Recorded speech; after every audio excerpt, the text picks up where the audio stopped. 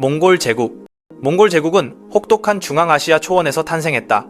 그곳에서 사람들은 하루하루 생존을 위해 싸워야 했고, 그런 환경 속에서 몽골인은 강인하고 규율 잡힌 서로 단단히 결속된 유목 공동체로 성장했다. 칭기즈칸의 지도 아래 그들은 빠르게 강력한 군사 세력으로 변모하여 인류 역사상 가장 광대한 육상 제국을 건설했다. 몽골의 힘은 단순한 병력 규모에 있지 않았다. 그들의 전쟁에 대한 사고방식이 곧 힘이었다.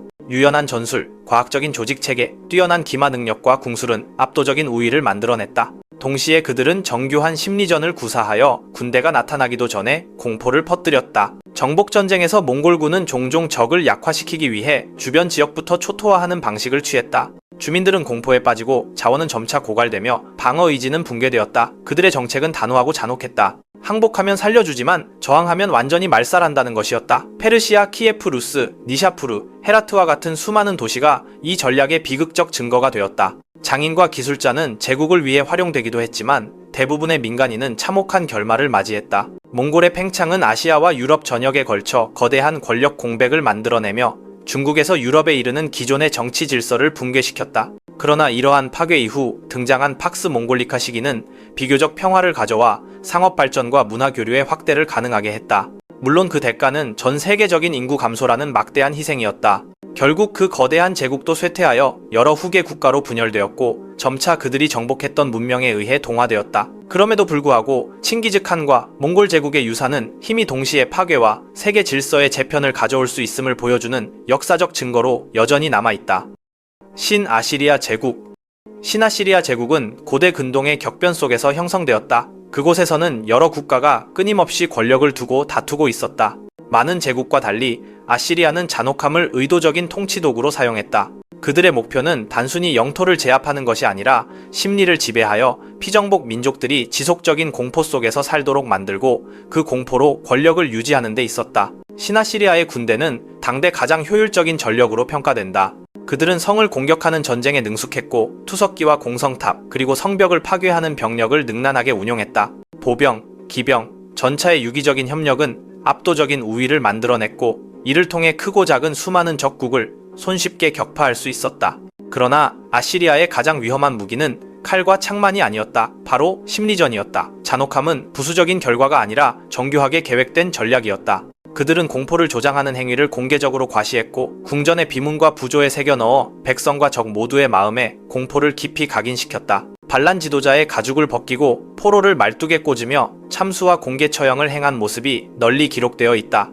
특히 왕 아슈르나시르팔은 이러한 잔혹 행위를 절대 권력의 증거라며 스스로 자랑하기까지 했다. 이러한 공포 정치의 목적은 공포를 광범위하게 퍼뜨려 도시들이 저항 대신 항복을 선택하도록 만드는 것이었고 이를 통해 제국은 군사적 자원을 절약할 수 있었다. 동시에 강제 이주 정책이 대규모로 시행되어 수십만에서 수백만 명에 이르는 인구가 강제로 이동당했으며 이는 민족적 정체성을 붕괴시키고 반란의 가능성을 근본적으로 제거하기 위한 것이었다. 하지만 잔혹함의 대가는 점점 깊어지는 증오였다. 결국 바빌론과 메디아인의 연합군이 봉기하여 수도 니네베를 공격했고 기원전 612년에 그것을 파괴했다. 한때 막강했던 제국은 완전히 붕괴하고 말았다. 역사가 남긴 교훈은 분명하다. 공포에 기반한 권력에는 한계가 있다. 공포로 세워진 제국은 잠시 동안은 지배할 수 있을지 모르지만 결국 스스로 만들어낸 폭력의 무게에 짓눌려 파멸하게 된다.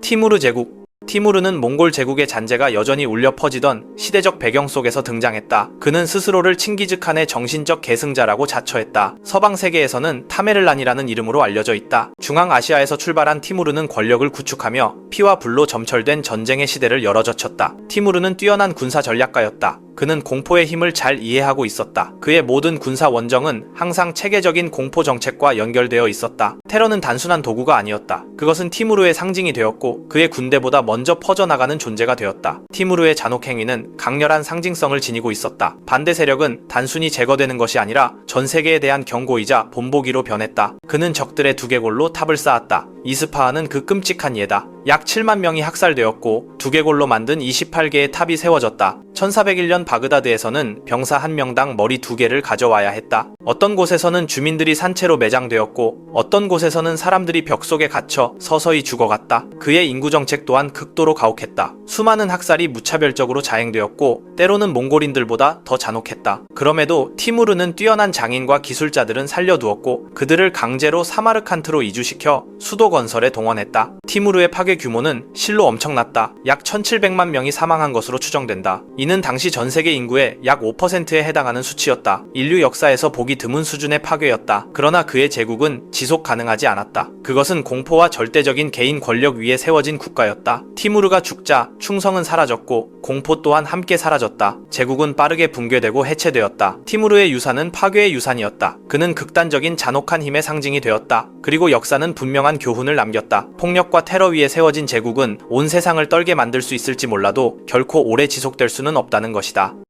아즈텍 제국. 아스테카 제국은 멕시코 계곡에서 형성되었으며 중심지는 테노치티틀란이었다. 그곳은 크고 발전된 도시였고 체계적으로 조직된 사회였다. 아스테카인은 발전된 농업, 효율적인 수로 시스템, 명확한 사회 계층, 그리고 삶의 중심에 자리한 종교를 가지고 있었다. 아스테카는 모든 것을 직접 지배하는 방식으로 통치하지 않았다. 그들은 강력한 군대와 광범위한 속국 체계를 통해 권력을 유지했다. 종속 도시 국가는 정기적으로 공물을 바쳐야 했다. 재물과 생산물뿐만 아니라 가장 중요한 것은 희생의식에 사용할 인간이었다. 종교적 신념은 정치와 군사 행동을 결정했다. 아스테카인은 신 위칠로포치틀리가 태양이 계속 떠오르기 위해 인간의 심장을 필요로 한다고 믿었다. 그래서 많은 포로가 필요했다. 이것은 적을 단순히 파괴하기 위한 것이 아니라 사람을 포획하기 위한 꽃의 전쟁으로 이어졌다. 수만 명의 사람들, 주로 전사들이었지만 때로는 민간인도 포함되어 피라미드 꼭대기로 끌려갔다. 가슴이 흑요석 칼로 갈라지고 아직 뛰고 있는 심장이 하늘에 받쳐졌다. 희생의식은 매우 대규모로 이루어졌다. 많은 기록은 극도로 피비린내 나는 사건을 전한다. 예를 들어 1487년의 신전봉헌식이 그렇다. 단 몇 일 동안 수천 명이 희생되었다고 전해진다. 이러한 곡물과 희생 제도는 속국들에게 공포와 증오를 낳았다. 불만은 길게 쌓였고 늘 폭발할 기회를 기다리고 있었다. 그리고 1519년 스페인인이 도착했을 때 그 기회가 찾아왔다. 많은 속국이 즉시 그들과 연합했다. 그래서 아스테카의 멸망은 단순한 외부 침략이 아니라 내부 봉기이기도 했다. 테노치티틀란은 파괴되었다. 신전은 무너졌다. 제국은 붕괴했다. 전쟁, 전염병, 식민 정책으로 인해 인구는 크게 감소했다. 오늘날 아스테카의 유적은 현대 멕시코시티 아래에 남아있다. 역사는 분명한 교훈을 남겼다. 공포와 강요된 희생 위에 존재하는 제국은 결국 스스로 적을 만들어내며 그 적들에 의해 몰락하게 된다는 것이다. 스페인 제국. 스페인 제국의 확장은 근대 시기 동안 매우 빠른 속도로 진행되었으며 금과 신, 그리고 영광이라는 세 가지 기본 동기에 의해 추진되었다. 15세기 말부터 스페인은 아메리카 대륙 전역에 빠르게 지배권을 확립하며 인류 역사상 가장 이른 시기의 글로벌 제국 가운데 하나가 되었다. 그러나 그 화려한 영광 뒤에는 혹독하고 잔혹한 통치체제가 존재하고 있었다. 정복은 아스테카와 잉카 제국에 대한 군사적 승리로 끝나지 않았고 그것은 조직적인 착취에 기반한 관료 통치체제로 더욱 공고해졌다. 그 체제의 기둥 가운데 하나는 강제 노동이었다. 엔코미엔다와 미타와 같은 제도를 통해 수많은 원주민들이 혹독한 조건 속에서 노동하도록 강요받았다. 특히 포토시와 사카테카스 같은 거대한 은광에서 그러했다. 수많은 사람들이 과로와 영양 부족, 그리고 광산 사고로 목숨을 잃었다. 그곳은 스페인의 유럽 전쟁과 세계 무역을 떠받치는 은을 생산하는 장소였다. 동시에 종교로 정당화된 엄격한 사회, 이념적 계층 체계가 형성되었고 이는 경직된 인종차별 질서를 고착시켰다. 바르톨로메 데 라스 카사스와 같은 반대의 목소리가 존재했지만 그것은 제국이 얻는 막대한 경제적 이익 앞에서 매우 미약했다. 또한 전염병은 치명적인 파괴 역할을 했다. 천연두, 홍역, 독감과 같은 질병이 널리 퍼졌고 원주민들은 전혀 면역력이 없었다. 그 결과 인구는 참혹하게 감소했으며 많은 지역에서는 무려 90%에 달하는 수준까지 떨어졌다. 수세기 동안의 착취 이후 19세기 초에 라틴 아메리카 전역에서 독립운동이 폭발했고 제국은 내부로부터 붕괴하기 시작했다. 스페인은 지배권을 잃었지만 문화와 언어의 그림자는 여전히 남았다. 오늘날 스페인어는 5억 명이 넘는 사람들이 사용하고 있으며 건축과 식민지의 흔적 또한 계속 존재하고 있다. 벨기에 제국. 콩고 프리스테이트는 일반적인 국가 제국이 아니었고 한 개인의 사유 재산이었다. 그리고 그 개인은 바로 벨기에의 레오폴드 2세 왕이었다. 그는 그 광대한 땅을 정의의 이름으로 차지한 것이 아니라 외교적 속임수로 불평등한 조약으로 인도주의와 개화라는 구호 뒤에 숨은 조종과 조작으로 손에 넣었다. 겉으로 보기에 콩고 프리스테이트는 노예 무역을 근절하고 문명과 진보를 아프리카에 가져오는 고귀한 사명을 띈 것처럼 보였다. 그러나 그 뒤편에는 전례 없는 잔혹한 식민 수탈 기계가 돌아가고 있었다. 19세기 말 세계는 고무에 대한 수요가 폭발적으로 증가했고 콩고는 거대한 강제 노동 수용소로 변했다. 이때 레오폴드의 군사 조직인 포스 겜블리크가 주민들을 강제로 동원해 고무를 채취하게 했다. 그들은 할당량을 정했고 이를 채우지 못하면 즉각 극단적인 폭력이 뒤따랐다. 콩고 사람들은 늘 공포 속에서 살아야 했다. 그들은 구타당했고 학대받았고 고문당했으며 공포를 퍼뜨리기 위해 마을들이 불태워졌다. 그리고 탄약이 사냥에 낭비되지 않도록 한다는 명목 아래 병사들은 사용한 탄환 한 발마다 희생자의 잘려진 손을 제출해야 하는 경우가 많았다. 이 끔찍한 관행은 신체 훼손을 광범위하게 퍼뜨렸고 인간의 손이 살해 수치를 보고하는 공포스러운 일종의 화폐가 되는 상황을 낳았다. 동시에 여성과 아이들은 인질로 잡혀 남자들이 숲으로 들어가 고무를 채취하도록 강요받았다. 그뿐만 아니라